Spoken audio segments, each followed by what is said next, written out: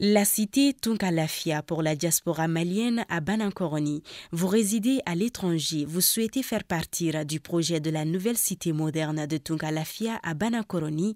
Envoyez rapidement votre demande de réservation par WhatsApp au 00336 41 94 03 80 ou au 00336 77 83 04 14. La cité moderne Tunkalafia sera composée d'une vingtaine de maisons individuelles sur des parcelles de 300 mètres carrés, des appartements, des espaces verts, des aires de jeu pour enfants, salles de sport, etc. Le tout sur 1 hectare de terrain clôturé.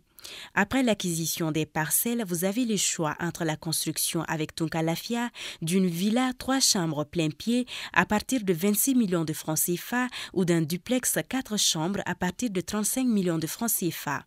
Vous pourrez aussi faire le choix d'acquérir un appartement en copropriété dans un des immeubles de la cité à partir de 17 millions de francs CFA. La parcelle de 300 mètres carrés est au prix de 4 500 000 francs CFA, payable en une seule fois ou sur 12 mois ou 18 mois. Le plan de financement de la construction se fera par la suite, soit en individuel, soit dans un groupe de tontines de construction Tunkalafia. Le projet de cité Tunkalafia à Banankoroni, un havre de paix et de tranquillité pour un séjour ou un retour au pays serein et en toute confiance. Avec Tunkalafia, pour chaque Malien de l'extérieur, une maison à l'intérieur.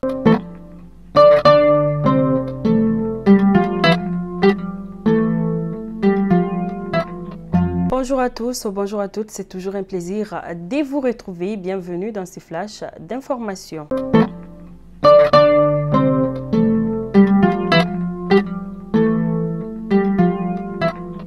Et nous commençons ces flashs d'informations à Koulouba où son Excellence le colonel Assimi Goïta, président de la transition, chef de l'État, a accordé une audience à M. Jean-Pierre Lacroix, secrétaire général adjoint des Nations Unies chargé des opérations de maintien de la paix hier mardi 6 décembre 2022. A indiqué M. Jean-Pierre, nous sommes venus pour examiner où nous en étions en ce qui concerne la revue stratégique de l'aménagement comme cela avait été demandé par le Conseil de sécurité. Et nous rappelons que la visite des 48 heures de M. Jean-Pierre permettra sans doute de discuter des problèmes cruciaux autour de la mise en œuvre du mandat de l'aménagement. Lutte contre l'insécurité. En effet, dans une vidéo publiée sur les réseaux sociaux, Sekou Boli, chargé des missions au ministère de la Réconciliation nationale, non moins leader de la communauté Peul, demande à ses frères Peul d'abandonner le terrorisme, sinon ils subiront toujours ses conséquences négatives, a-t-il déclaré. Contre l'incarcération de leur président Youssouf Bathily, en effet, indigné par l'inculpation et la mise sous mandat de dépôt de Youssouf Bathily, président de la Chambre de commerce et d'industrie du Mali, le secteur privé malien décide de donner de la voix. C'est à travers une journée sans commerce, sans transport et sans service dans le pays le vendredi prochain.